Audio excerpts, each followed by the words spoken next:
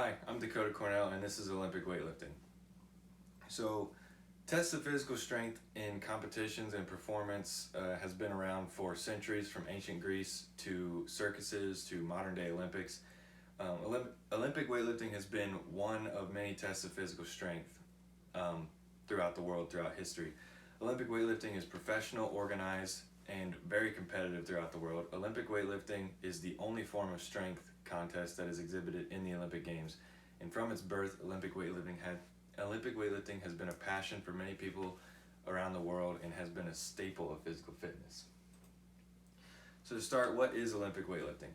According to Adam Story in his article, Olympic weightlifting is a dynamic strength and power sport in which two multi-joint whole body lifts are performed in competition, the snatch and the clean and jerk. Athletes competing in Olympic weightlifting compete in the snatch and clean and jerk only. These are the only two lifts that they do, and their goal is to lift the highest possible weight successfully in their weight class in order to win. So I'll go over what the clean and jerk is. You see the bar starts on the floor. It moves from left to right, up to down. The bar starts on the floor. The athlete picks it up. They turn over the bar to the top of their chest, normally on their collarbones. They catch it in a squat. They stand up the bar, and then they press it over the head in what's known as the jerk. So this is the clean part, and then this is the jerk part. That's a successful lift. In the snatch, the bar starts on the floor as well. The athlete has a wider grip on the bar, and they stand the bar up again, and they catch the bar all the way in a squat like this over their head without the turnover. And they stand the bar up, and that's a successful lift. So now you know what they are. We'll talk about the beginnings of weightlifting as a whole. General weightlifting has historic beginnings, and stated by James Augustine in his article, tests of strength and manhood was to lift a certain rock that was found in Greek and Scottish castles. So that's kind of ambiguous. What he means is that people were testing how strong that they were by how much they could lift a rock over their head, and this is found as far east as Greece and as far in Europe or as far north in Europe as the Scottish castles. The highest consecutive number of lifts in a certain time frame was declared the winner for these contests. So moving on to modern Olympic weightlifting. Modern Olympic weightlifting started with 19th century strongmen, and the first international weightlifting competition began in London in 1891. The first appearance of Olympic weightlifting in the actual Olympic Games was in 1896. By 1928, the Olympic weightlifting had become a staple of the Olympic Games, and the three lifts were the clean and jerk, the snatch, which I just showed you, and the clean and press. The clean and press was eliminated by 1972, or in 1972, due to some serious lumbar injuries. And the championships for these lifts, for these competitions, have traveled the world. The earliest champions were French, German, and Egyptian. And after about World War I, the Americans kind of took over until about 1953 or 1955.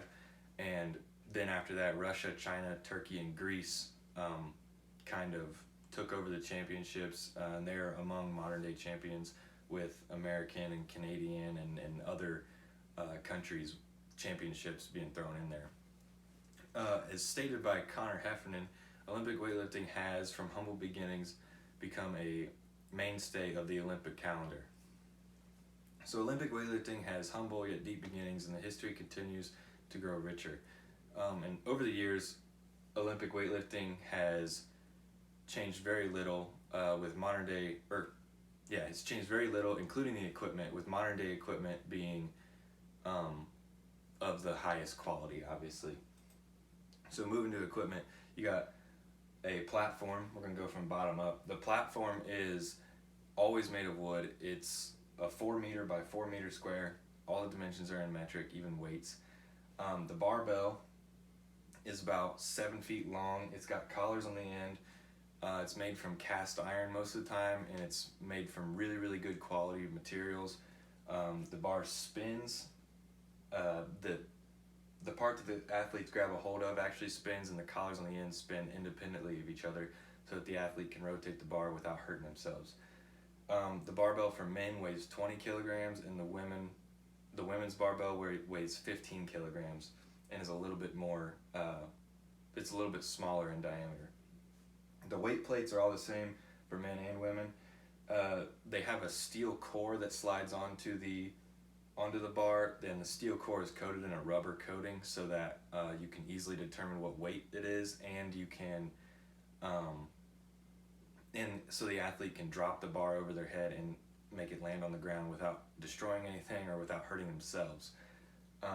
You can see that the equipment for competition is very minimalistic, but there is so much that can be done with just that equipment that the lifts become very technical, very competitive for athletes to test their strength, to test their competitiveness.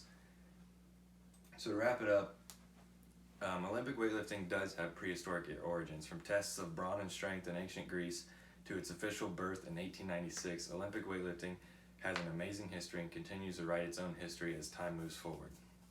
Equipment is simple, but movements and exercises are very technical and are very challenging to athletes for them to perform at peak performance.